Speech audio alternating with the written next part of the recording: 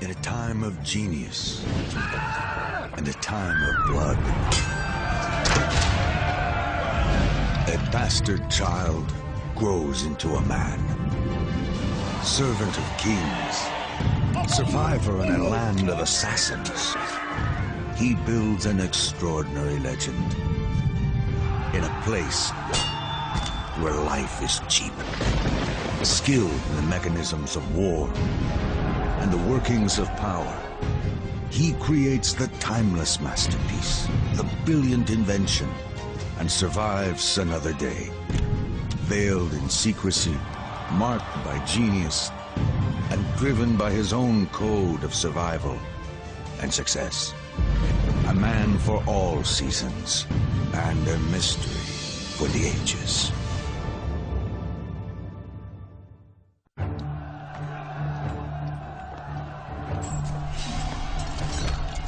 Constantinople, the capital of the Byzantine Empire. It stood as a symbol of Roman glory for more than 1,000 years. But after a brutal siege, it falls at last to the Muslim Turks. The Pope, Pius II, right after the fall of Constantinople, reminded everybody in letters he sent throughout Europe that this was a monumental event. The collapse of the mighty Byzantine Empire seems like the very end of civilization itself.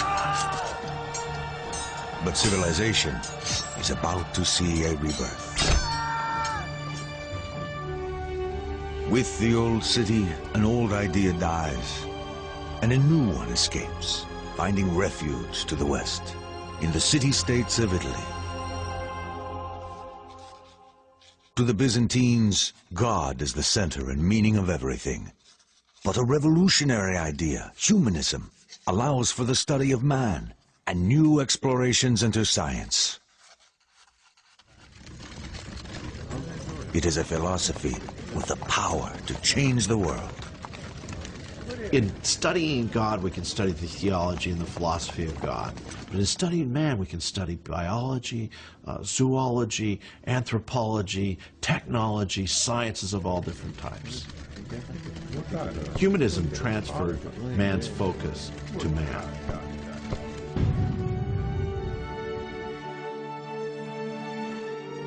In the city-states of Italy, humanism ignites a new age.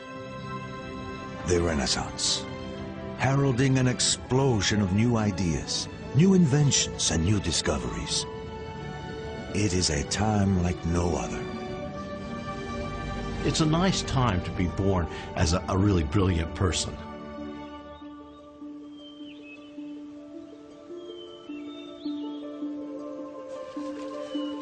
In a small rural town in Tuscany, a young boy discovers the world. Almost from the beginning, the mysteries of nature fascinating. He grew up in the countryside outside of Florence, and he seems to have been able to find all kinds of animals and plants and insects. But young Leonardo has no real place in the world, no future. He is the bastard child of a respected notary and a poor farmer's daughter. He lives in his father's house, while his mother is left to marry a man of her own class. His mother married, sometime after Leonardo was born, a local guy who's known through what seems to be a nickname, Attaccabriga. The fighter, the quarreler, the guy with the fists. They probably lived locally. It's not inconceivable that Leonardo would have had some access to her, but it's equally possible that Leonardo's family kept him away from these other people who were of a different social station. Young Leonardo enjoys a comfortable childhood with his father and stepmother. But because of his illegitimate status, his prospects look bleak. It's sort of like a second-class family membership. Legal offspring, obviously, are going to inherit the family estate, as well as follow the father into the family business. Leonardo is disqualified in some measure from that. Leonardo! Sì, madre. Torna a casa, immediatamente. Ma perché devi sempre fare di tutto un gioco? Destined for life as a tradesman, he cannot even take his father's name. He is known as Leonardo from Vinci. His family will spend no money on his formal education. You can sort of imagine what it must be like to have been considered illegitimate in an age when being illegitimate really meant something. There were, professions that were closed to you. You were constrained greatly by that, by something completely beyond your control.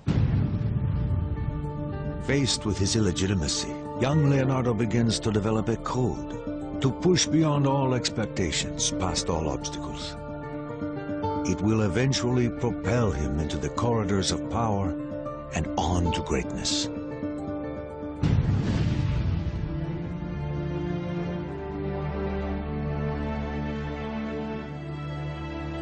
In his teens, Leonardo moves with his father to Florence, a city driven by perilous politics. In this thriving place of commerce and beauty, one family stands at the center. A family whose importance to Leonardo will grow as he matures. The Medici. The Medicis are in charge of Florence because they were the bankers early on, and they gained control of Florence. And even though it was a republic and somebody should be voting for them, they controlled all the votes. The Medici, rich and very powerful, are the most important patrons of the arts in Florence. Yet in spite of their power, the Medici bankers can never rest easy. Assassination is common, as rival banking families compete for the city's wealth. If you look at some of these paintings just of the Renaissance leaders, they're wearing what looks like studs on their clothing. No, they're wearing cloth-covered armor. L'interesse è difficoltoso, come avevamo discusso. E allora onoratelo col vostro sigillo. They're scared to death that they're going to get knifed in the streets. The Medicis keep a poisoner on staff at all times. I mean, what's going on? In a society governed by fear, suspicion breeds a brutal form of justice. Any accusation, personal or political, can be lodged anonymously through the tamburo. This dangerous box throws a dark shadow on Leonardo's future. Once a citizen lodges a charge, the authorities investigate. Even the innocent are shamed, and the guilty severely punished.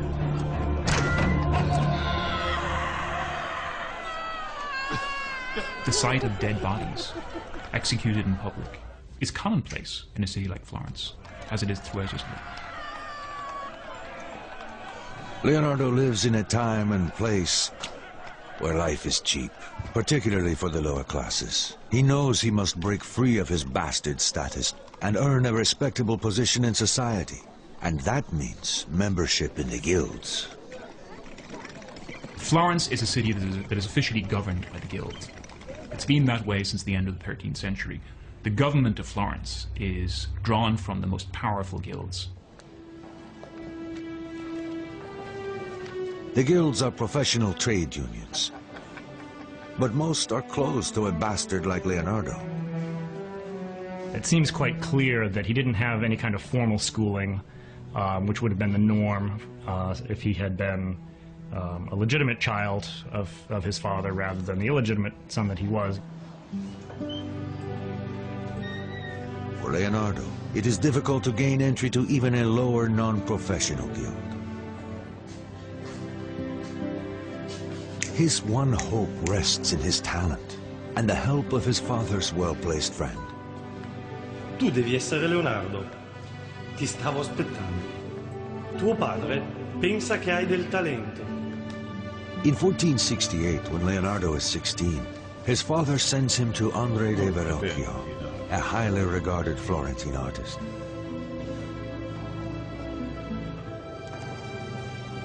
This is how you do things in Florence. You get referrals from your relations, your neighbors, your extended network of clients and friends.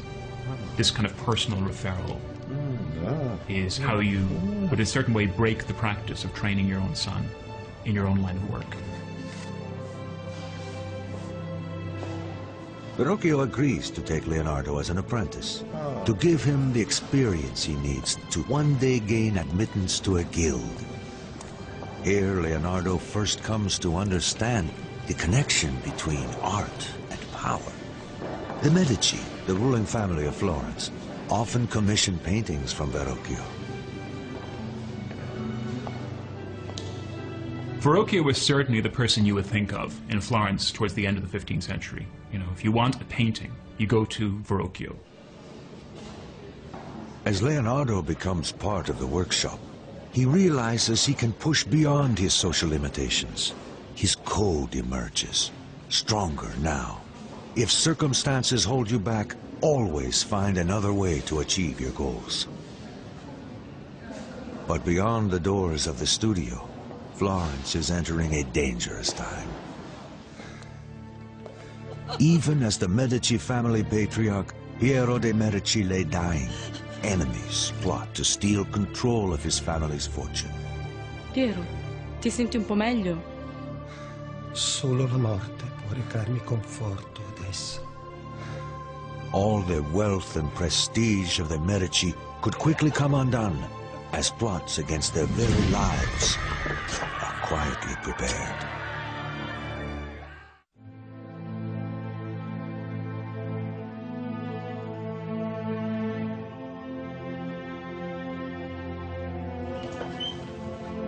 As young Leonardo da Vinci arrives in Florence to establish a career, Florence finds itself at the brink of violence. The ruling family of Florence gathers at the deathbed of the patriarch, Piero de' Medici. Great danger awaits his son Lorenzo, only 20, as the rival banking family, the Pazzis, plot against him. Questa è la mia ultima volontà per te, Lorenzo. Devi guidare questa casata e guidare Firenze. Nessun altro può farlo. Devi stare attento, molto attento. The Pazzi and Medici problems were problems of business. We don't think the business might end up in murder.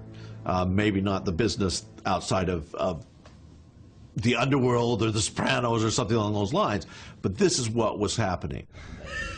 If you were a leader, your life was in danger. The Pazzi family hungers for the Medici's power and wealth. They will do anything to seize it for themselves.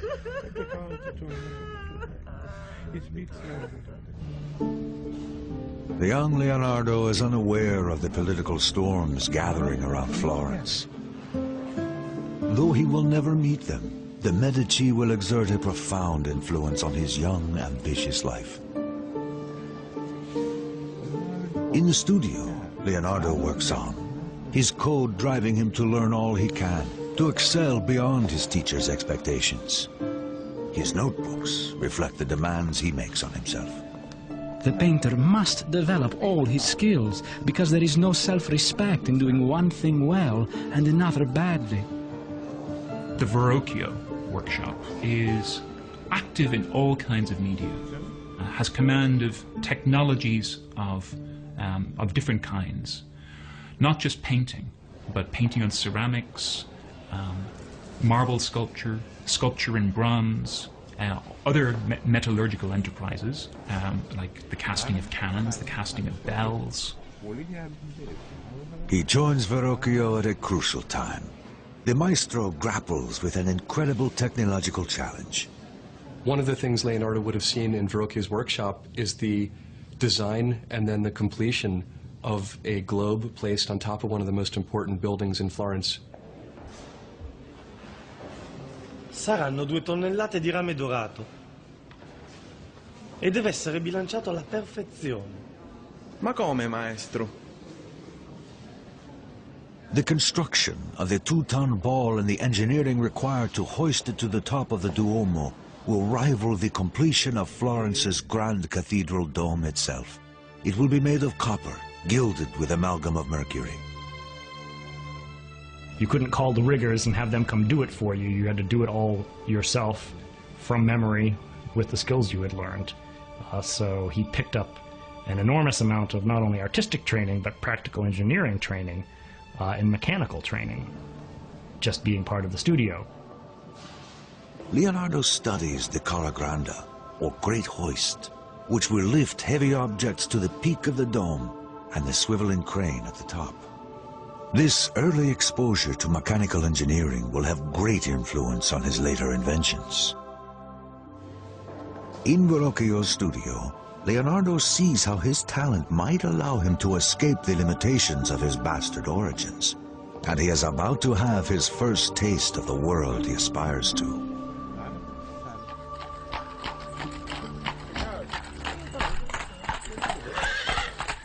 Verrocchio and his students are invited to bring their best work to the Medici Palace to prepare for a visit from the influential Duke of Milan. According to 16th century Italian biographer Giorgio Vasari, Leonardo has already distinguished himself. The greatest of all Verrocchio's pupils was Leonardo da Vinci, who, beside beauty and grace, had a power of intellect that whatever he turned his mind to, made himself master of. Leonardo, portalo a me! In the grand house, the young men will see how wealth and beauty come together in the homes of the very powerful. An inspiring lesson for all of them. But the arrival of the Duke of Milan provides an even greater inspiration for Leonardo. As the Duke, the patriarch of the Sforza family, parades into Florence, Leonardo watches from the cheering crowds. Like Leonardo, the Duke is an outsider with no pedigree, and yet he is at the pinnacle of power.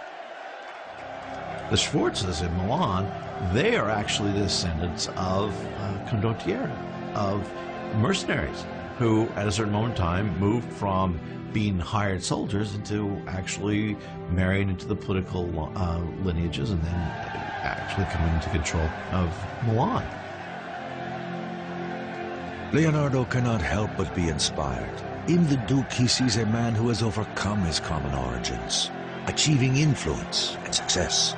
To do the same, Leonardo knows he must use every advantage he has.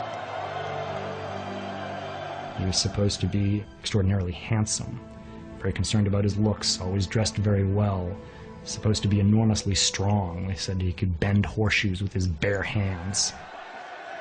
People just immediately liked him when they met him because he had this kind of undefinable quality to him that made people be attracted to him. And that's also a quality that is described in Leonardo's art. Though it is too early for Leonardo to know it, his fate and his future will hinge on the Sforza family as he uses his charisma and his talent to build a better life.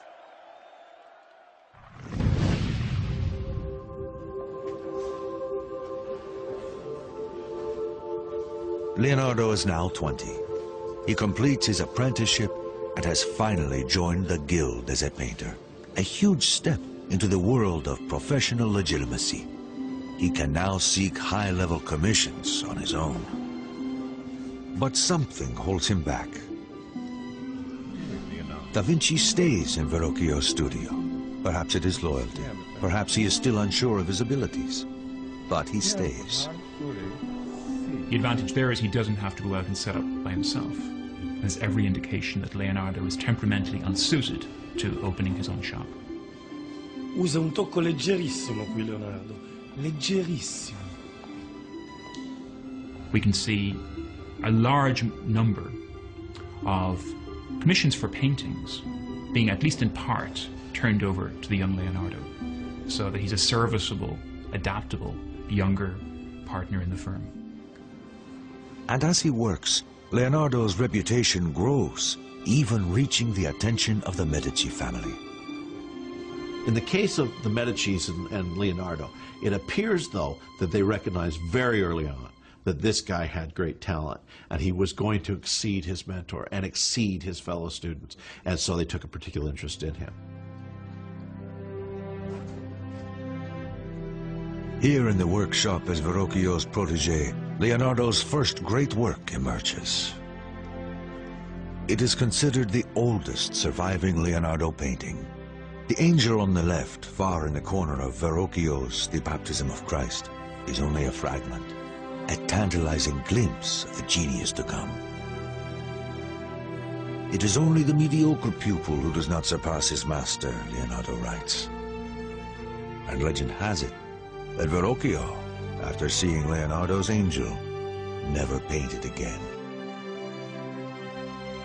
These are all qualities that you can look at that painting today and you can see that's the hand of somebody else, some exceptional painter who really is not present in the rest of this painting. Leonardo had an incredible ability to see motion and to capture motion in his paintings. For example, the ringlets of hair, which have a kind of bounce or spring. He was able to suggest that with paint in a way that no one else really could. Talented, connected, attractive, Leonardo knows what he wants and is on his way to securing it. But the jealousies and envy of others, anonymous voices and accusations will put at risk all that he has built and threaten to send him back to oblivion.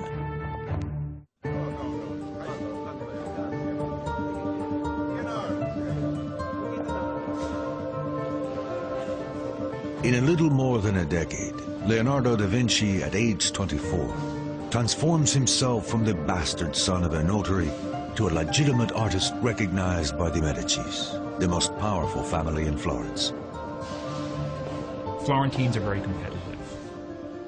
It's very, very frustrating to be an artist in Florence, but also competition makes things better, makes you do a better job as an artist. In Verrocchio's studio, his persistent experimentation with paint and technique sets him apart. This commitment becomes a vital part of his code, a way to push ahead of his competitors who are better educated. He records his thoughts in his notebooks. I know that I am not a man of letters. Experience is my one true mistress, and I will cite her in all cases. Only through experimentation can we truly know anything. Leonardo sets up this opposition between authority, which is transmitted through books, and people like himself, these maverick figures who operate outside normal professional boundaries, who investigate, who take things apart, see what they're made of, to see how they work.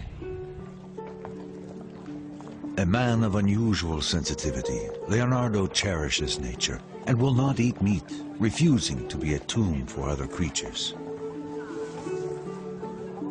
To him, nature is the ultimate machine, and he holds its mysteries in respect and awe. He spends his life trying to discover how it works. The movement of clouds and water, the mystery of birds in flight. Science, nature, mechanics, Leonardo pictures them as one entity, to be captured through his creative life.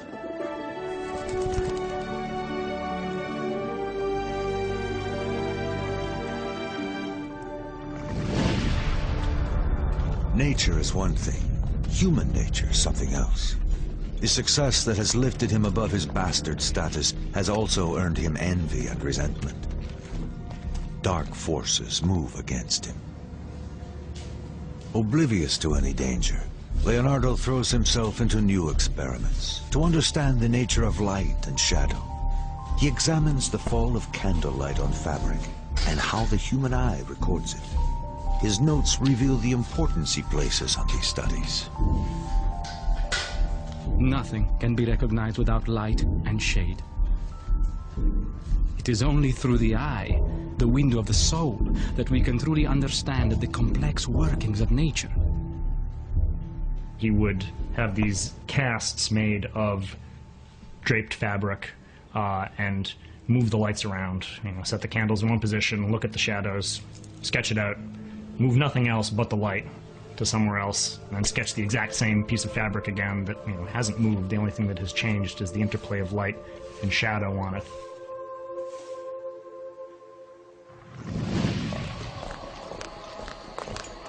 But in 1476, envy and betrayal catch up with him, born in the hands of the Night Watch, the dreaded secret police of Florence.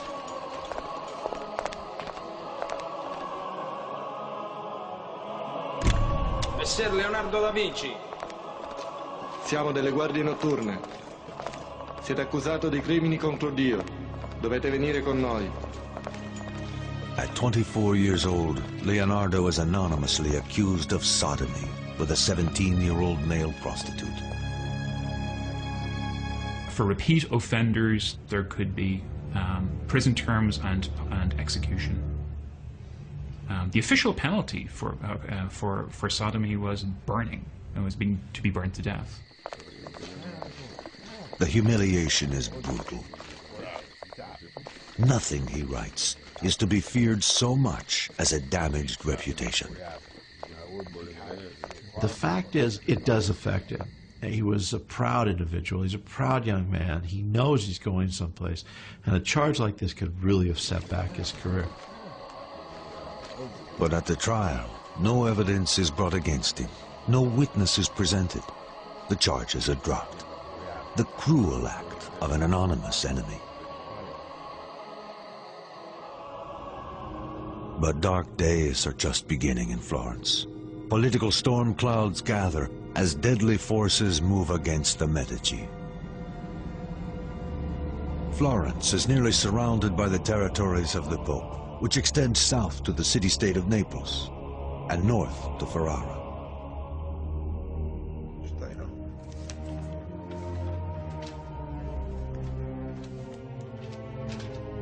But this realm is not enough for the avaricious Pope Sixtus IV. The Pope conspires to expand his power into northern Italy, into the lands held by the Medici. To break the Medici stronghold, Sixtus finds an eager ally in rival banker Francesco de' Pazzi. Ed io, Francesco de' Pazzi, presterò a voi I soldi necessari ad estendere le terre papali. The Pope transfers his accounts into the coffers of the Pazzi family bank. But the Pazzi want more than the papal account. They want the Medici out of the way. Forever. The Medicis needed money in their banking system. The Pazzis needed money in their banking system. And when the two of them were vying for what little amount of money there was in Italy that was not already spoken for, that's when problems occurred. And that's when we get to violence.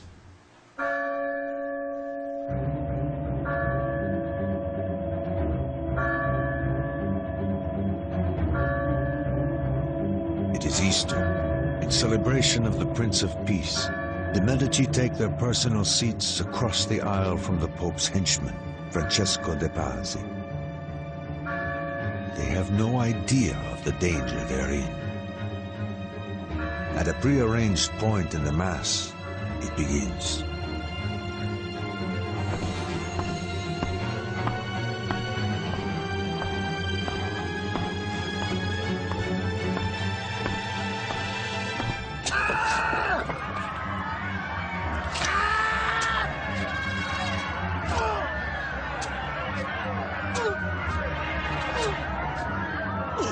Young Giuliano de' Medici gets stabbed savagely 19 times and bleeds to death on the cathedral floor.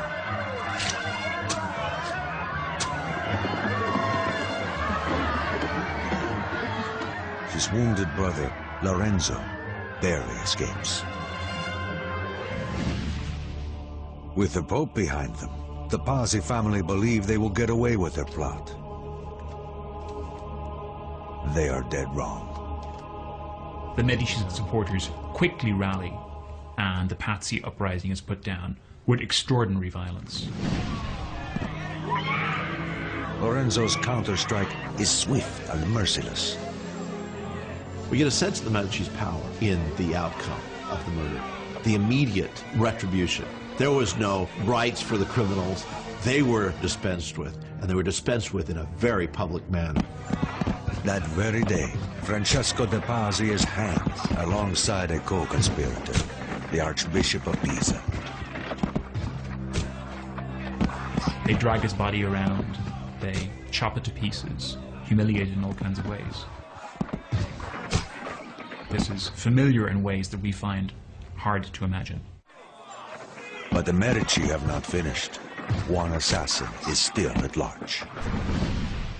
Weeks later, Bernardo Baroncelli, the murderer of Lorenzo's brother, is finally captured and hanged before an enthusiastic crowd. Leonardo da Vinci is there. Here's the young Leonardo drawing this hanging corpse and writing underneath who it is and exactly what he's wearing. That's one of the first things we have of Leonardo. Leonardo makes the famous drawing of Baroncelli hanging on the gibbet. The bodies of condemned criminals is commonplace in a city like Florence, as it is throughout Italy. Violence and murder taint the very air of Renaissance Italy, and it will continually color Leonardo's work. Two messengers race to Florence, carrying deadly news. The Pope has excommunicated Lorenzo de' Medici in retribution for executing the Archbishop of Pisa. He dispatches the army of Naples to force Lorenzo to surrender. This is a big army. This is something that is going to be difficult to defeat, and difficult to defeat without a huge amount of economic loss and loss of lives and societal upheaval.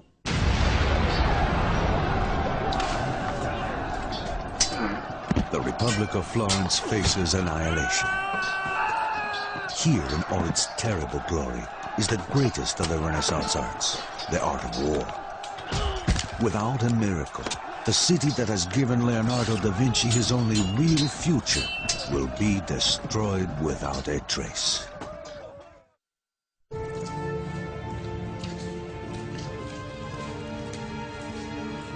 Messer Leonardo da Vinci. Arrested on trumped-up sodomy charges, Leonardo da Vinci endures a damaged reputation. And then Florence itself is thrown into danger as war erupts with Naples. To punish the Medici for the execution of one of his archbishops, Pope Sixtus sends King Ferdinand of Naples to invade Florence and attack the smaller Florentine army. The Florentine forces, mostly mercenaries, fight with the sustained violence of professional killers.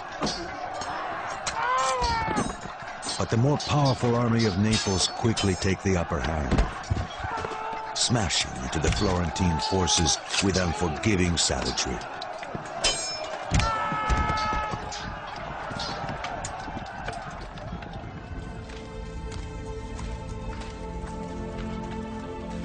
In the terrible aftermath, it is clear to Lorenzo that the city's plight is desperate. His troops are being cut to pieces. He must find a way to end this war and somehow save Florence. It seems the larger political landscape may provide Lorenzo with a way out. The Muslim Ottoman Empire, greatly feared by the Christian Europeans, has threatened the entire peninsula for some time. Florence, Naples, and the Papal States are all at risk. In a bold and dangerous move, Lorenzo travels to confront King Ferdinand of Naples, face to face, attempting to convince him that the Italian states should be unified against the Turks, rather than fighting each other. If he fails in his mission, Florence is finished. Se una bombarda colpisce a segno in linea diritta 10 braccia. The risk was significant. He could have died. He could have been taken hostage while he was gone. He could have been replaced by usurpers. Intrigued but unconvinced, the king has him arrested while he considers the proposal. Back in Florence, Da Vinci, like everyone else, is caught up in the tension and anxiety of impending war. He begins designing ladders and other devices for defending and scaling walls. These ladders are designed to carry 2 men. They are also useful for a tower, where you might fear that a rope ladder could be detached by the enemy. It's all engineering, engineering, engineering, because that's sort of the reality of Italy at the time that Leonardo's alive. You have all these different warring city-states, and warfare is a constant fact of life. Da Vinci labors on and waits, putting his active mind to work on defensive fortification and other weapons of war. 3 months pass with no word of Lorenzo de' Medici. In the streets of Florence, the citizens wait in fear. The weeks drag on without news of their leader or their larger fate. The people go about their business as hope dwindles.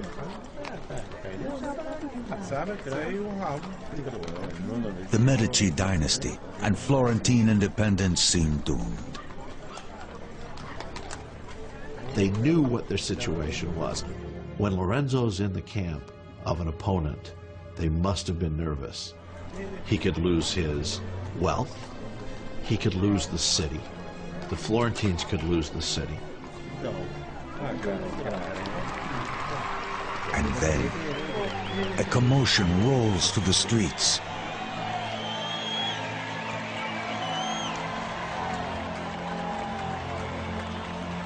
In triumph, Lorenzo returns, having convinced King Ferdinand of Naples to end the war. The crowd celebrates his courage and statesmanship. Lorenzo the Magnificent has pulled Florence back from the brink.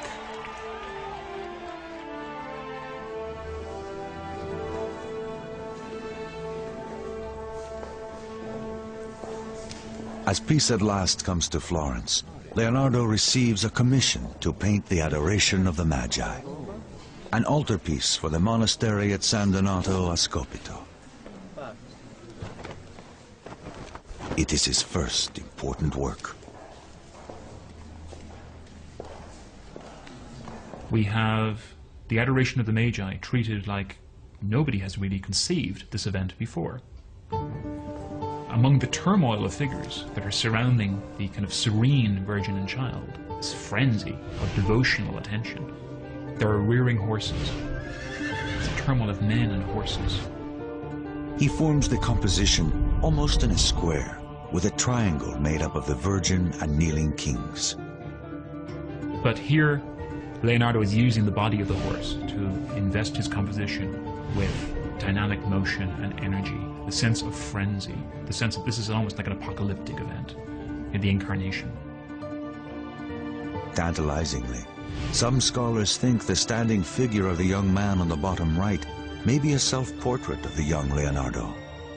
The work is considered an overture, a first statement of Leonardo's great work to come. But it doesn't go well. After devoting extraordinary time to the underpainting, he leaves it unfinished. His notebooks suggest his reason. To conceive an idea is noble. To execute the work is servile. Somebody who's intensely curious, restless, doesn't like to stay at one thing. The point at which something's ready to be finished is the point at which it's no longer interesting. He was much more interested in the natural world, in the mechanical world, and only painted occasional paintings when he seems to have had a cash flow problem.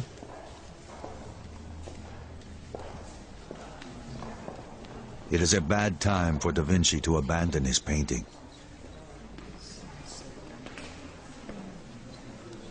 Lorenzo de' Medici is considering artists for a plum assignment.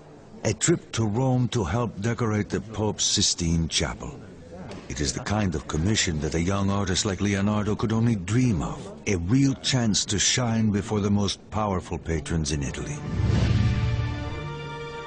Lorenzo's choice will affect Leonardo's future and shape his destiny, for better or for worse.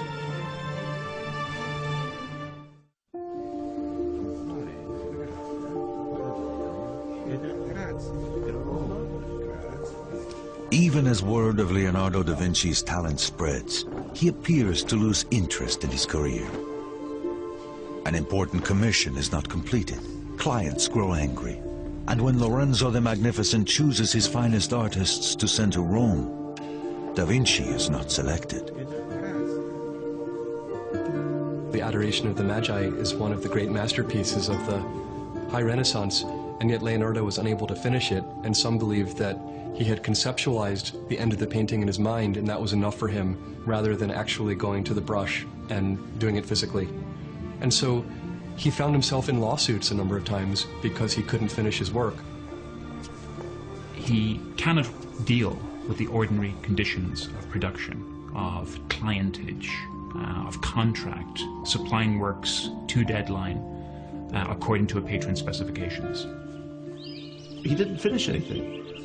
Psychologists today have names for these things. Perhaps he was ADD. Perhaps he was obsessive compulsive. Maybe he was anxious. Maybe he was depressed. We don't know exactly what his ailment was, but there seemed to be something afflicting his mind. It seems that Da Vinci's greatest gifts, his restless imagination and endless stream of ideas, complicate his drive for success. Again, circumstances hold him back, and he must find another way to achieve his goals. You're not really sure he wanted to be an artist. That was his inroads into the court life and into the patronage life. But when he gets there, he almost kind of leaves it behind. Unsatisfied with painting, Da Vinci decides it is time for a change. His code demands that he find another channel for his ambition. He needs a fresh start and new opportunities. And so he travels to Milan. As the most northern of the Italian states, Milan is the most vulnerable to foreign invaders. And so it is heavily militarized, a center for weapons production and military technology.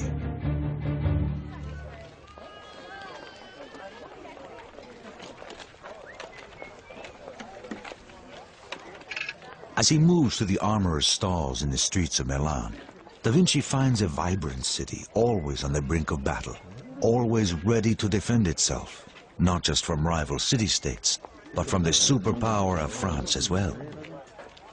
In the tools of war, large and small, Da Vinci sees a future he could not realize in Florence.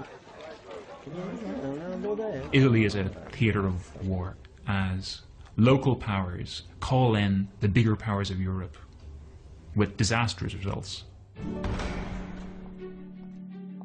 In the royal palace of Milan, a letter arrives. Carefully worded and boastful in tone, it presents to the acting Duke Ludovico Sforza the credentials of Leonardo da Vinci, not as an artist, but as a genius of military engineering. I have plans for extremely light and strong bridges, adapted to be most easily carried. I have plans for making mortars, easy to transport, and able to fling small stones, almost resembling a storm, and creating smoke terrifying to the enemy. Where a bombardment of cannon might fail, I can make catapults, and other machines of marvelous accuracy, and not in common use. Da Vinci's designs are visionary. His covered assault car is an improvement of an earlier well-known idea, but it will take 400 years before the concept is realized as the modern tank in World War I. Da Vinci describes the machine in his notes. I will make covered chariots, which will be impervious to any body of men-at-arms who try to shatter it when attacking the enemy with artillery. The real innovation is its mobility. Hand-cranked by men or horse-powered, the cranks attached to horizontal wheels, geared to the 4 driving wheels. Close examination shows that Da Vinci's design, as drawn, would have the drive wheels turning in opposite directions, an error, or a means to confuse an enemy that might steal his designs? We have a repertoire of drawings made by Leonardo showing savage-looking instruments of warfare, chariots with scythes that, you know, slash through the flesh of an enemy army. It is an improvement on the old Roman-style chariot by adding an upright lantern gear with 4 huge scythe blades mounted above, like a curved blade helicopter. Da Vinci's design for a cannon shows hundreds of swarming bodies, dwarfed by the colossal bronze gun, and reveals one of Leonardo's obsessions. He loved scale. He loved to speculate and dream about things on a scale just vastly beyond that of the period. So he has these gigantic speculative designs for incredible killing machines. Da Vinci's fantastical weapon designs are typical of his continual pushing beyond the ordinary, always dreaming in the extreme. In his life, it will be a pattern, a part of his code, never be limited by what has been done before or what others might think. He certainly sells himself as somebody who has secrets, somebody who knows the technology of military engineering, making guns, making weapons. Da Vinci hopes that Ludovico Sforza, the acting Duke of Milan, will commission him to build these war machines. Ludovico Sforza is the brother of the assassinated Duke of Milan.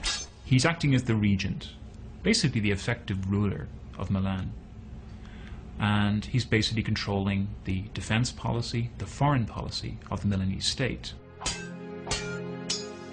Ludovico will hold power only until his timid nephew, Jan Galeazzo, comes of age, if he ever does.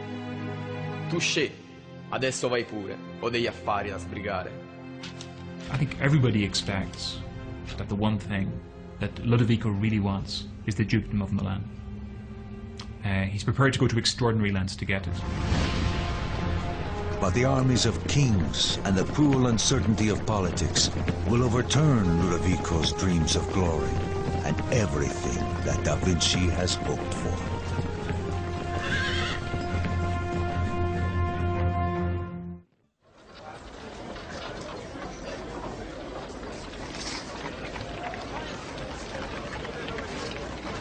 After leaving Florence, Leonardo da Vinci, now 30, arrives in Milan hoping to sell his skills in military engineering to the acting Duke Ludovico Sforza, a shrewd and militaristic noble. He walked away from what would have no doubt been a secure and comfortable living as the society painter in late 15th century Florence. He went instead to the bustling but military, aggressive, politically turbulent city of Milan, up near the French border. At the end of the 15th century, Italy is a theater for war, as the smaller city-states of Milan and Naples struggle to survive against the superpowers of France and the Ottoman Empire, pressing in from all sides. Cleverly exploiting these unstable politics, Leonardo's letter to the Duke outlines every imaginable military skill he has as an engineer. Fortress design, cannon construction, siege machines. Only in the very last line does he mention that he is also a painter.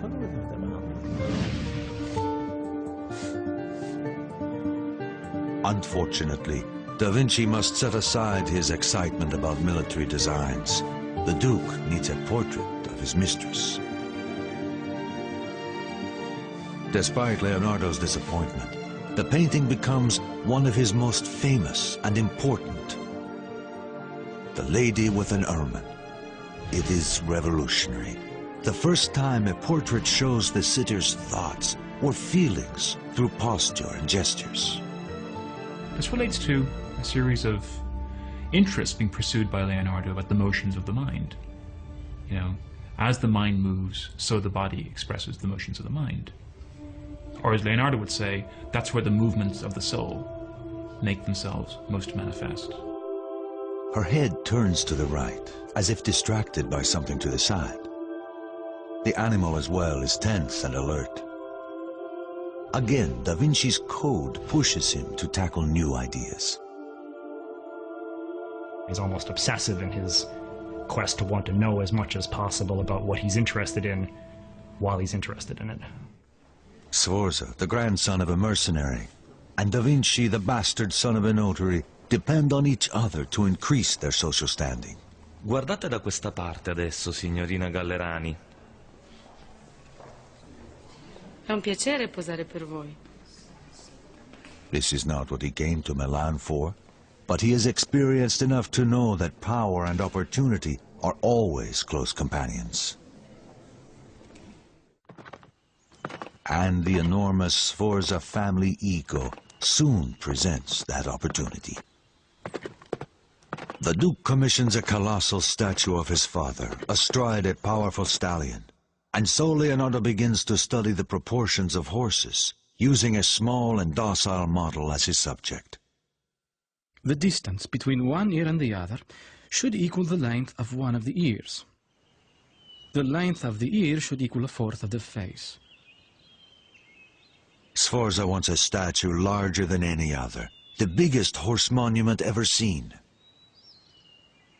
It's often held that these warlord princes used art as a means of making themselves look more permanent, more legitimate, more established than perhaps they were in practice.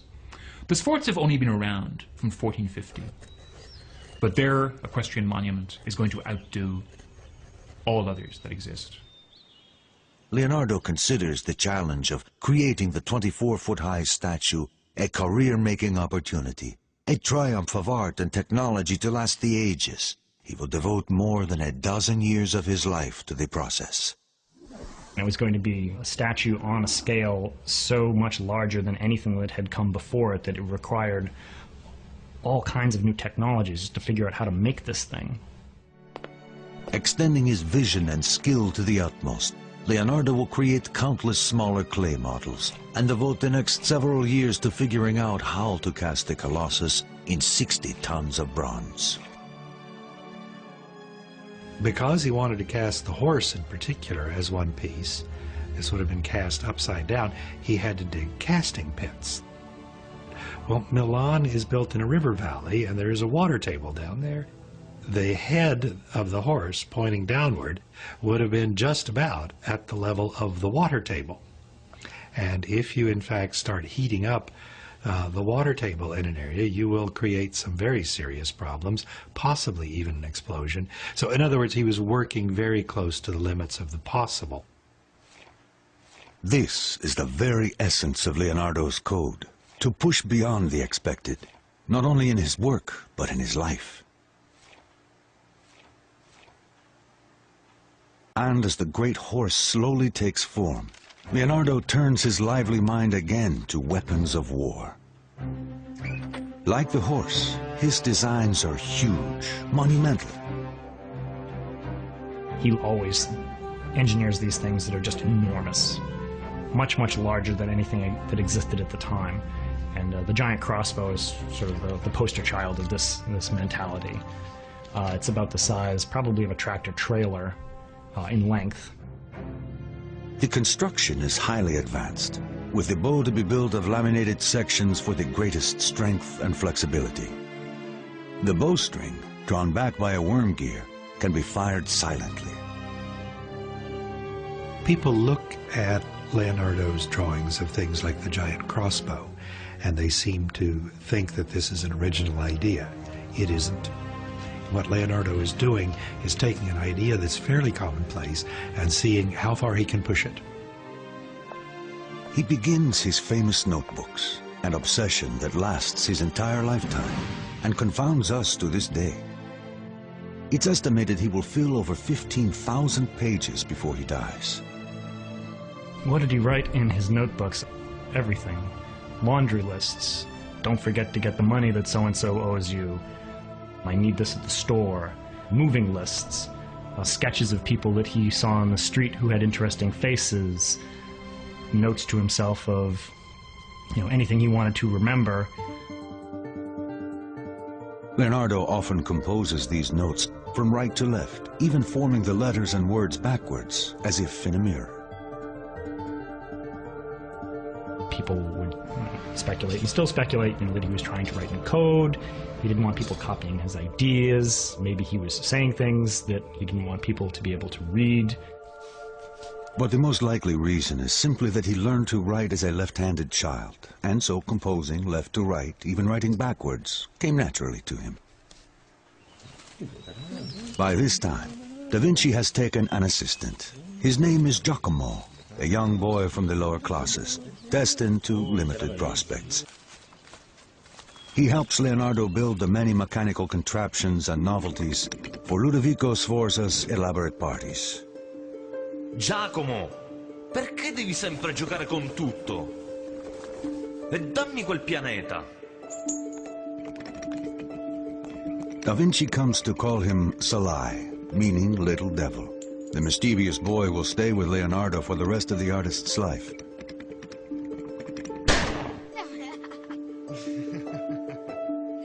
And Salai's name will appear in Leonardo's notebooks more than any other. Salai will be with him on one of the most important days in Da Vinci's life.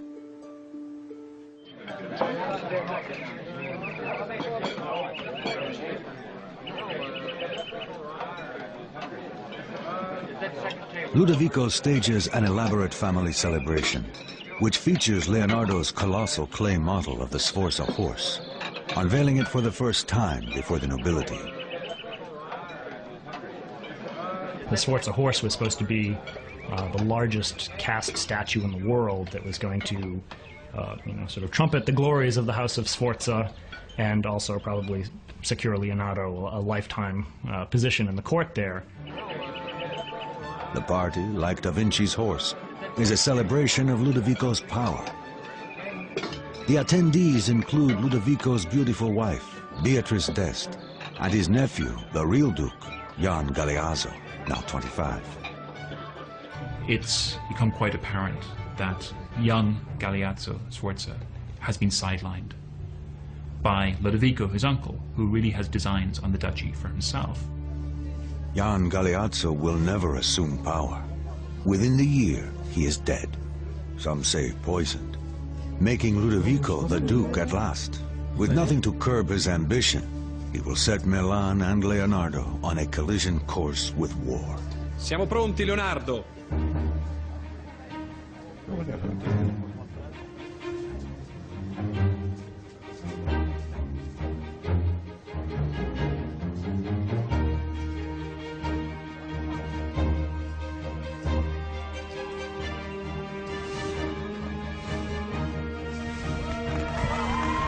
Via il telo! In the end, it is all about status, influence, the magnificent Da Vinci horse, and Ludovico's dangerous ambition.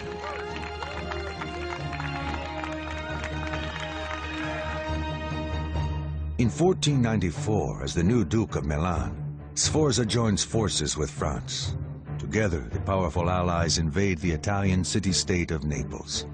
The risky move puts Milan and Leonardo's plans for the great horse in jeopardy. It came down to the necessities of the day, being that there was very little metal, and the Duke of Milan had the choice of casting cannon or giving this metal to Leonardo to make a statue. He chose to, do the expedient thing and actually look to his own defense. With war on the horizon, the 60 tons of bronze set aside for Da Vinci's great horse is melted in the furnaces of Milan and poured into cannon molds. Leonardo remains stoic. As His Excellency's mind is occupied elsewhere, the arts are put to silence. Of the horse I will say nothing, because I know the times. The Duke, still eager to establish a great legacy for the Sforza name, gives Da Vinci a new commission, a religious mural for the court church Santa Maria della Grazie, to be decorated with his family coat of arms. it will become one of the world's great masterpieces. But to the priest's consternation, years pass with no sign of completion. Maestro Leonardo, quando pensate sarà finito? Ho solo bisogno di mettere una faccia a Giuda. No, fermo lì. La vostra sembianza sarà perfetta. Leonardo spends more than 3 difficult years on the mural, a complex and beautiful rendering of Christ's final meal with the apostles. It is called the Last Supper. Revolutionary for its time, Leonardo's painting captures the dramatic moment when Jesus tells his apostles, "One of you will betray me." In his writings, Leonardo describes how the gestures and faces of the apostles convey such intense distress. One twists the fingers of his hands together and turns grim-faced to his master. Another, with hands outspread, showing the palms, shrugs his shoulders. DaVinci's attention to human response reveals his obsession with science. He mastered anatomy, he was a master of geometry, he mastered perspective, and by utilizing all these sciences, Leonardo could create an art that was scientific in a way. Painting was a source of knowledge, just as geometry was a source of knowledge. But in the Last Supper, Leonardo pushes his scientific approach too far as he experiments with his paints, incorporating oil, which proves incompatible with the plastic base. So he decides he's going to try a new technique at drawing the fresco, and it doesn't work. In fact, it destroys much of what he has labored to do. Within decades, dampness in the wall begins to disintegrate the oil-based paint. But Leonardo will not be there to see it happen. France, Milan's former ally in their war against Naples, now has a new king with a new goal, the submission of Milan. Leonardo is about to lose his patron, his security, and everything he has struggled for.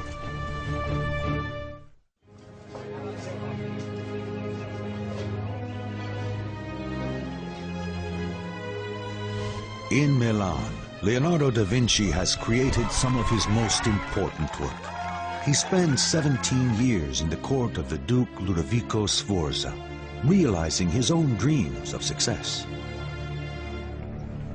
As Leonardo nears the age of 50, the political winds change. Sforza's former ally, France, abruptly invades Milan. Da Vinci at once loses his patron and his security. His notes reflect his reversal of fortune. The Duke has lost his state, his property, and his freedom. None of our great enterprises will come to pass. The occupying French army, bent on annihilating any sign of the Sforzas, used Da Vinci's epic sculpture for target practice.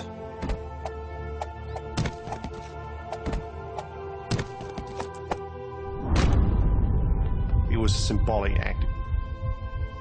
It shows how closely these equestrian monuments were identified with the power of a certain ruler. Then secondary, it was a great work of art. But first of all, it was a symbol. Da Vinci learns in this cruel act how fleeting his success might be, and how vulnerable he is to the fickle nature of politics. Saddened by the loss of the great horse, an aging Leonardo leaves Milan with his faithful apprentice Salai.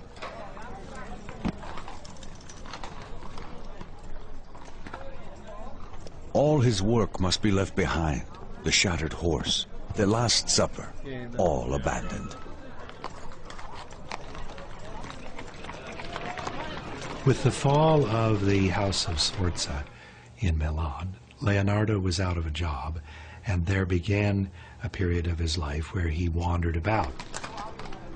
His notebooks reflect his state of mind. Patience protects against misfortune as warm clothes protect against the cold. The warmer you dress, the more powerless the storm. In the same way, increasing your patience in the face of great wrongs renders them powerless against your peace of mind. His travels take him to Venice, now threatened by the growing power of the Ottoman Turks. Perhaps here he will find a market for his innovative weapons and fortifications. One of the interesting things I think about Leonardo is considering how much of his career he spent not working as an artist. He's always thought about first and foremost as a painter, but if you look at the number of years he was employed by various patrons, a big chunk of it was spent largely as a military engineer and as an entertainer. He approaches the Duke of Venice with a variety of ideas, even a diving suit and snorkel system for underwater warfare. In his writings, DaVinci describes his complex design. A breastplate of armor with hood, doublet and hose, and the wineskin to hold the breath, with half a hoop of iron to keep it clear of the chest. When you deflate the wineskin, you will go to the bottom, pulled down by sacks of sand. When you inflate it, you will rise to the surface. He seems sometimes almost not to really belong to his age, in a day when they didn't even have mundane things like regular ways of keeping time. Leonardo's thinking about walking on the bottom of the ocean and flying in the air with the birds and developing self-propelled vehicles. He just has such a completely singular vision of pretty much everything around him. Da Vinci's ideas are centuries ahead of his time. His code has led him to dream the impossible. But Venice has no interest in his inventions. He is considered a foreigner, and his visionary ideas create only suspicion. Rejected, he must pursue his dreams elsewhere. He travels back to Florence, the land of his boyhood.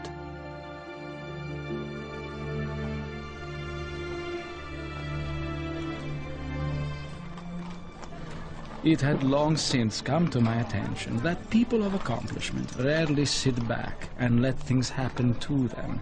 They go out and make things happen. But Da Vinci's confidence will soon be challenged. The Florence of his youth has changed.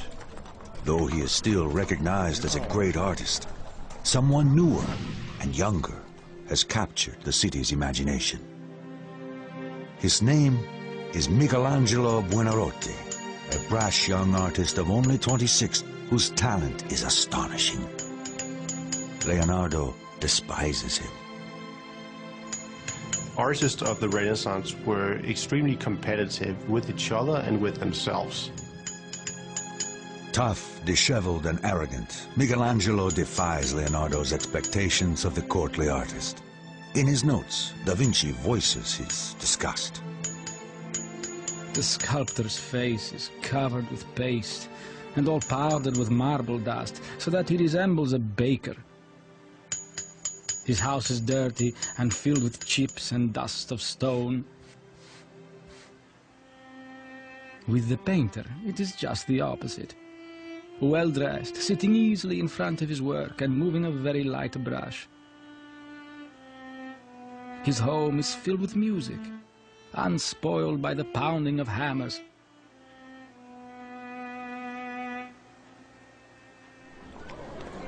The simmering hostility between Leonardo and Michelangelo quickly becomes public. One day, as Michelangelo approaches on a busy street, Leonardo defers a question about the writer Dante to the passing sculptor. Chiedi a Michelangelo. Lui ha letto Dante. Spiegatelo da solo. E già che ci sei, spiega come hai imbrogliato la gente di Milano con il tuo impossibile cavallo. Stung by the insult, reminded of his failure, Da Vinci is bitter. He continues to mock Michelangelo's work. I think I'm quoting him accurately when he criticized painters like Michelangelo, whose anatomy, he said, made people look as if they were bags full of walnuts. Almost 25 years older than Michelangelo, Leonardo is dispirited, packing up his paints each night with less passion than the night before. His writings reflect his growing despair and increasing age. Oh, time, devourer of all things. Oh, spiteful age, how you destroy and consume everything with the relentless teeth of years, little by little in a slow death. Dejected, Leonardo finds opportunity in one of the most unlikely of patrons, a man whose treachery surpasses all others, even in this violent time. His name is Cesare Borgia, and he is bent on carving a bloody path to power straight for the heart of Italy.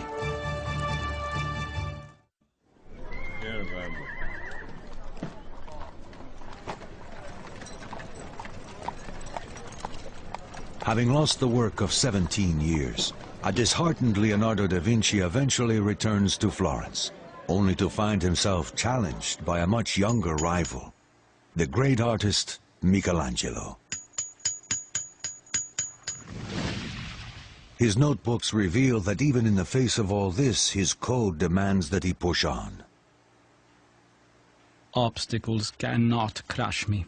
Every obstacle must yield to stern resolve. He whose gaze is fixed on a distant star will not falter.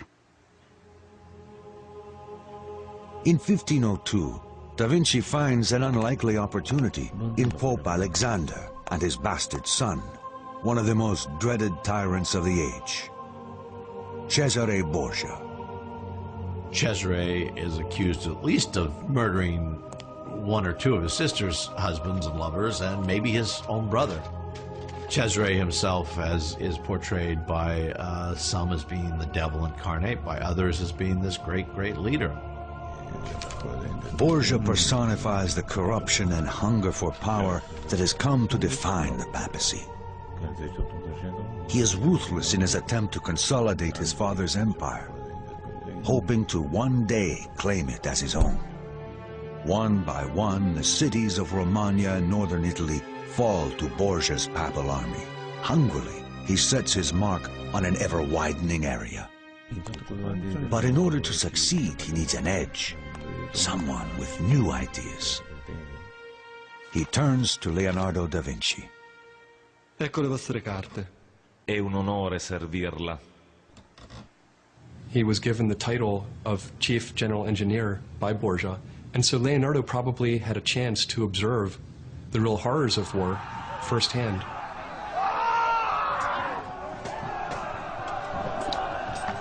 The villages of northern Italy become Borgia's slaughterhouse as his mercenary armies move to expand the holdings of his father, the Pope. Borgia has been described as one of the cruelest men in Italian history, and in fact Borgia was the subject of Machiavelli's book The Prince as the model warlord who could achieve this unification of Italy. The death of the innocent means nothing to Borgia, as he seizes whatever he desires. He makes a reputation as a man of extraordinary cruelty, pragmatic, intelligent, and deadly. Da Vinci serves his patron well, supervising the building of defensive works, towers, trenches, and weaponry. He is finally given the opportunity to pursue military designs, to practice the art of war. For Borgia, Leonardo's greatest skill lay in his unique bird's-eye view map, a key to success in battle. By handing these maps to Borgia, Leonardo was enabling this warlord to run his troops through the night and arrive ahead of time at the battle and have a chance to win. And so the relationship between Leonardo and warfare is very complex. Da Vinci and the ruthless Borgia work well together, each with a complex mind, each actively ambitious. In the mechanics of war and the subtleties of power, Leonardo excels. This may be one of the things that Leonardo is never given credit for. He seems to know the political winds, and he seems to blow quite nicely with them. And he fits in very well with Cesare's court. Although Borgia's savagery is well known to Da Vinci, the violence suddenly becomes more personal when Borgia orders the brutal execution of 3 captains. One, Vitellozzo Vitelli, is a friend of Da Vinci's. the artist is repelled. His writings reflect his growing doubts. Truly man is more savage than beast, for our brutality exceeds theirs. We live by the death of others. He finally decides that even animals, they kill for a reason. Human beings, it becomes part of their nature, just to kill.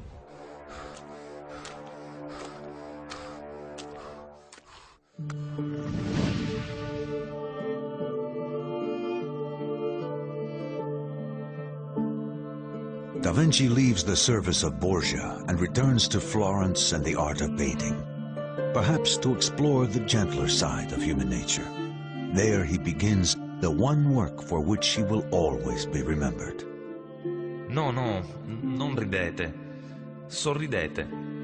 È divertente, ma non isterico. Pensate cose dolci. Pensate al vostro amante. Giusto. It is called the Mona Lisa. No one knows who she is, or if she even existed at all. As he paints, Da Vinci keeps her amused with music and entertainment. Leonardo says in his writings that faces are most beautiful at dusk. He captures this effect by using transparent films of paint, a technique which is later called sfumato, which means kind of literally smoking, kind of a smoky effect. You can see it in these almost invisible transitions from light to shade, which are so enigmatic and so incredible that anybody could paint that with brushes. It's really a great display of virtuosity. People often talk about the Mona Lisa smile as being mysterious. If it is mysterious, it's because Leonardo da Vinci has shaded the corners of her mouth and eyes, which are some of the most expressive features of the human face. Is to suggest that the Mona Lisa is a painting of a mystery, that there's something very, very secret going on with the Mona Lisa. And we get the elaboration of this myth of secrecy about the Mona Lisa smile. Or who is the Mona Lisa? You know, is she Leonardo's lover? Is she Leonardo himself? History does not reveal her true identity.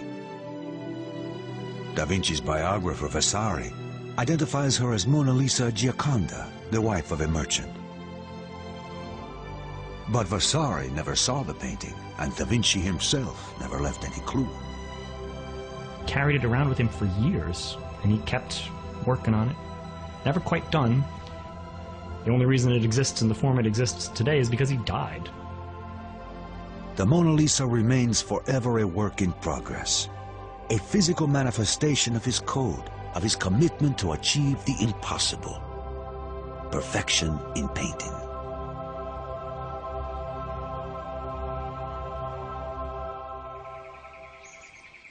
Never satisfied, Leonardo's restless mind continues to ponder the world around him.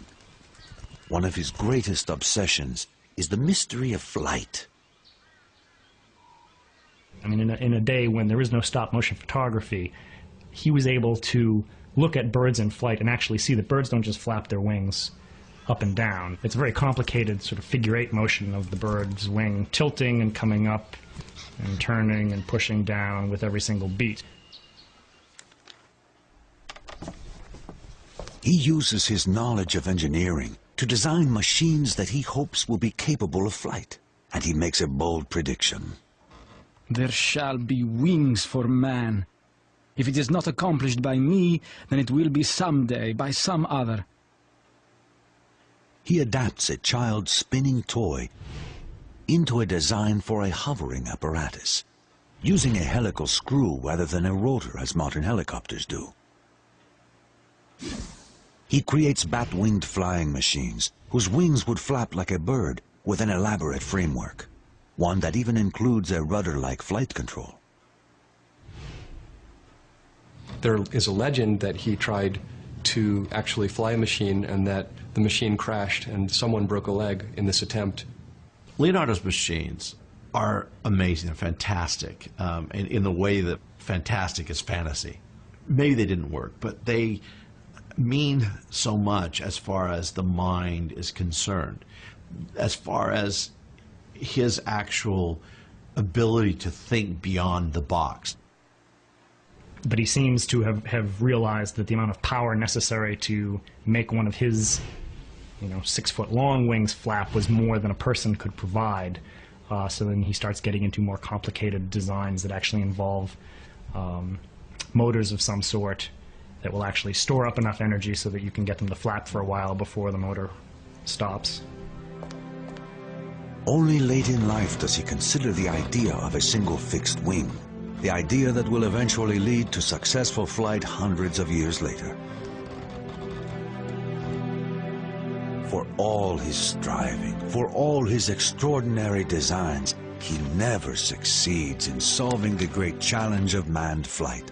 But for almost his entire life, he keeps trying. He's a brilliant man, he's a brilliant engineer as far as the theory is concerned. Maybe the practice, maybe the practical part of things, the practical part of engineering, which so often eludes these great thinkers, also eluded him.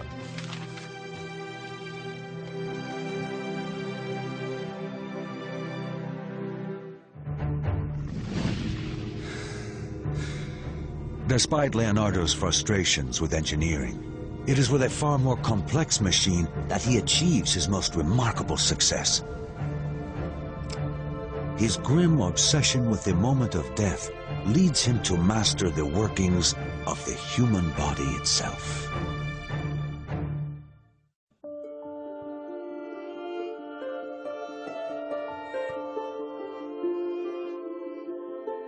Leonardo da Vinci, now 53, has been working on the most recognized and celebrated masterpiece of all time, the Mona Lisa. He will keep working on it and keep it with him until the day he dies. His obsession with both artistic perfection and technical precision leads da Vinci in a surprising direction.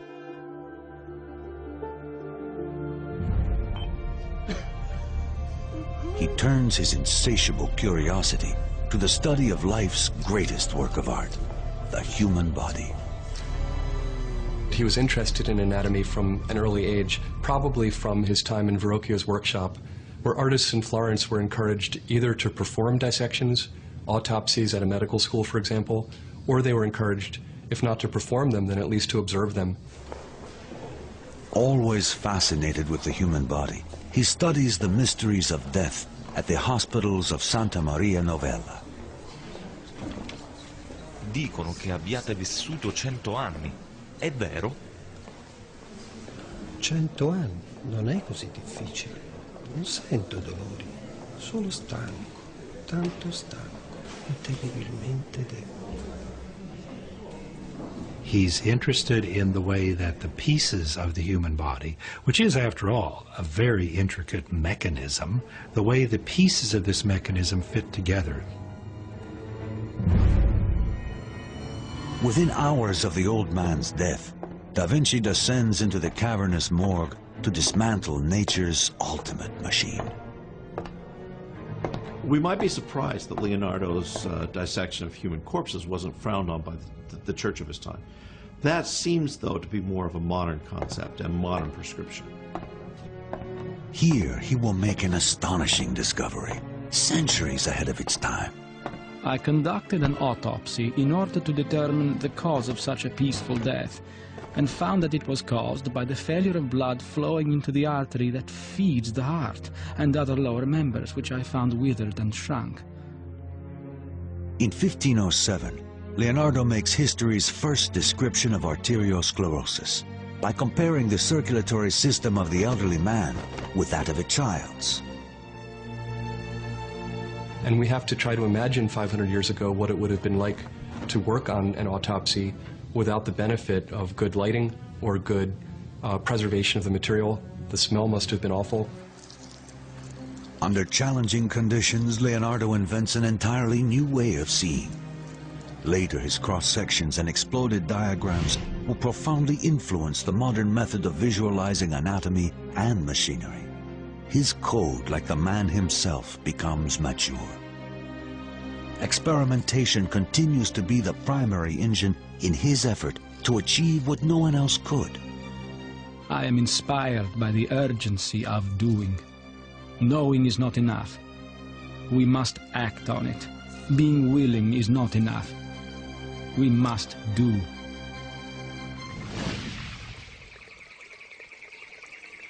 His famous notebooks reveal the extreme scope of his visionary ideas.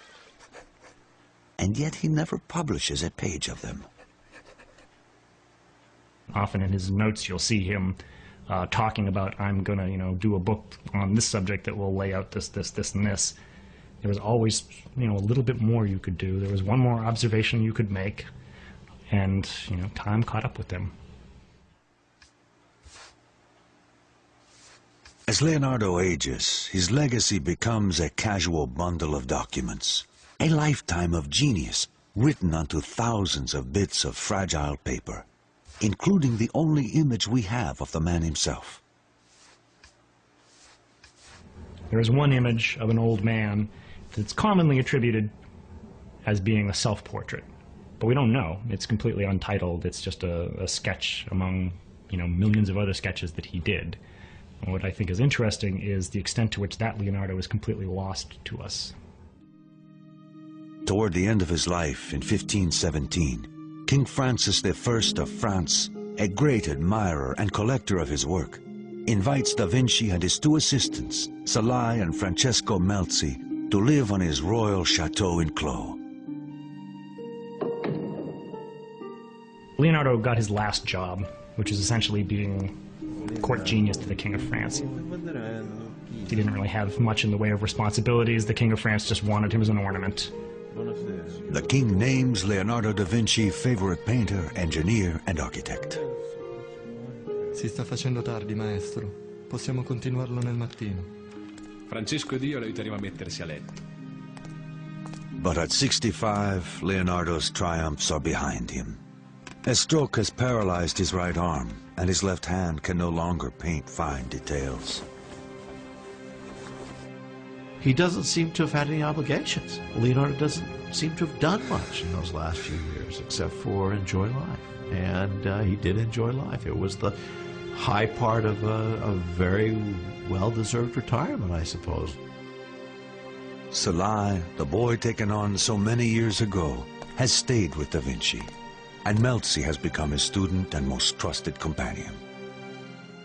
So Leonardo, at the time, he has with him the Mona Lisa, a couple of other paintings,